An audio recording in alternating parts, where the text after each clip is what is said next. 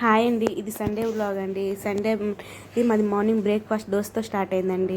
ఈ సండే మా అక్క, మా బావ, మా పిన్ని, మా చిన్న చెల్లి అందరూ వచ్చారండి. డే అనేది చాలా బాగా జరిగిందండి. అందరం బాగా టైం స్పెండ్ చేసామండి. దోశలోకి కాంబినేషన్గా మేము పల్లీ చట్నీ చేసుకున్నామండి.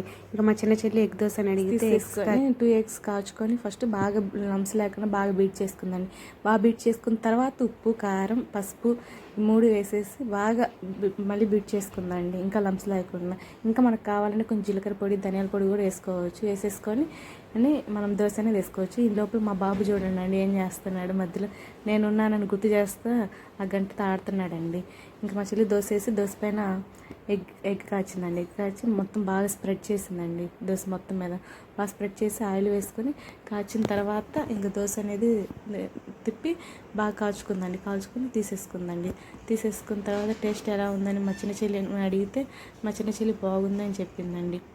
ఉందండి మరి నిజం చెప్పండి నవ్వుతుందండి. మా చెల్లి ఈవినింగ్ హాస్టల్కి వెళ్తుంది కదండి, వెంటనే స్నాక్స్ ప్రిపేర్ చేయడం స్టార్ట్ చేసాం. కేజీ మైదా పిండి, కేజీ గోధుమ పిండి 2 తీసుకొని దానిలో కొంచెం బటరు అండ్ ఆయిల్ వేసి బాగా మిక్స్ చేసుకుందండి. బాగా మిక్స్ చేసి ముద్దలా చేసుకుందండి. ముద్దలా చేసుకున్న తర్వాత మనం అట్లీస్ట్ 30 to 40 లేదా 1 hour అని బాగా నానబెట్టుకున్న తర్వాత మనం అన్ని గవ్వలు చేసుకుంటే అంటే బాగా వస్తాయండి. చాలా టేస్టీగా ఉంటాయి.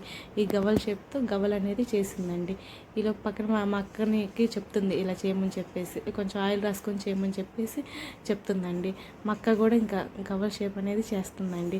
అన్నీ అయిపోయేసరికి ఇలా అయిందండి. ఇంకా మొత్తం ఇలా చేసేసి పెట్టేసుకున్నారు. దీనికి సరిపడ్డ డీప్ ఫ్రై ఆయిల్ పెట్టేసుకొని అని ఇంకా గవ్వలు వేసుకొని గోల్డెన్ కలర్ వచ్చే వరకు వేయించుకోవాలండి. వేయించుకున్న తర్వాత ఈ స్వీట్ గవ్వలు కాబట్టి బెల్లం తీసుకొని కొంచెం వాటర్ వేసుకొని బాగా కరిగిన తర్వాత లైట్ తేగ పాకం వచ్చిన తర్వాత దాని తర్వాత ఇంకా పాకాన్ని తీసుకెళ్ళి గవ్వలు వేసి బాగా మిక్స్ చేయాలండి. మిక్స్ చేసి ఒక 20 to 30 minutes వదిలేస్తే మంచిగా క్రిస్పీగా బాగుంటాయండి గవ్వలు. నెక్స్ట్ స్నాక్ వచ్చేసి చక్రాలు చేద్దామని చెప్పేసి స్టార్ట్ చేసిందండి. కొంచెం శనగపిండి, దానికి క్రిస్పీగా రావడానికి కొంచెం వరిపిండి, వాము, ఉప్పు, కారం వేసేసి కొంచెం బటర్, సరిపడ్డ వాటర్ వేసేసి బాగా మిక్స్ చేసుకొని ముద్దలా చేసుకుందండి.